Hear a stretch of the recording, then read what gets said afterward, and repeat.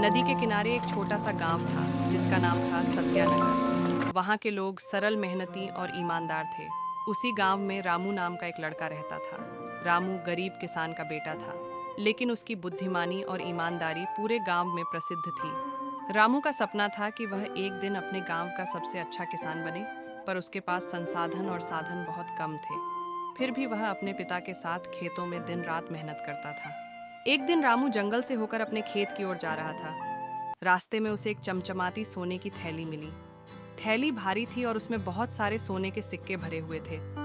रामू ने थैली को देखा और सोचा, ये किसका हो सकता है? इसे खोने वाला कितना परेशान होगा। रामू ने सोने की थैली अपने घर ले जाने के बजाय गांव के मुखिया के पास ले जाकर जमा कर दी।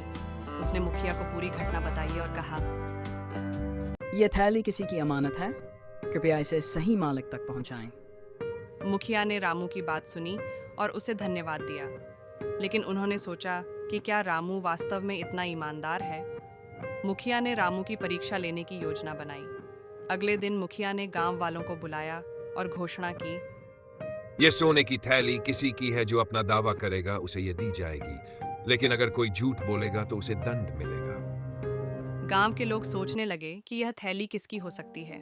तभी एक लालची व्यापारी सामने आया और बोला, ये थैली मेरी है, ये मुझसे जंगल में खो गई थी। मुखिया ने व्यापारी से पूछा, क्या तुम इस थैली का विवरण दे सकते हो? इसमें 50 सोने के सिक्के हैं और ये मेरी दादी से मिली थी। रामू चुपचाप खड़ा सब देख रहा था। उसने मुखिया से कहा, मुखिया जी, मैं जानता हूं कि ये थैली मेरी नहीं है, लेकिन इस व्यापारी की भी नहीं लगती। मैंने इसे जंगल में बिना किसी पहचान के पाया है। कृपया इसे सही तरीके से जांच लें। मुखिया ने व्यापारी की झूठी कहानी को समझ लिया।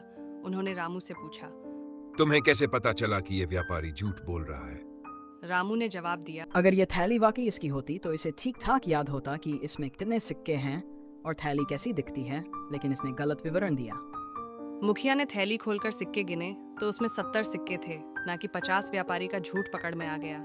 मुखिया ने रामू की सच्चाई और बुद्धिमानी की सराहना की। उन्होंने कहा, रामू, तुमने अपनी ईमानदारी से न केवल किसी की अमानत बचाई, बल्कि गांव को सिखाया कि सच्चाई और ईमानदारी से बड़ा कोई गुण नहीं है। मुखिया ने सोने के सिक्के वाली थैली को गांव के विकास कार्यों के लिए दान कर दिया और रामू को एक नई जमीन और खेती के उपकरण इनाम में दिए। इस घटना के बाद रामू ने कड़ी मेहनत से अपनी नई जमीन पर खेती शुरू की। धीरे धीरे वह पूरे गांव का सबसे सफल किसान बन गया।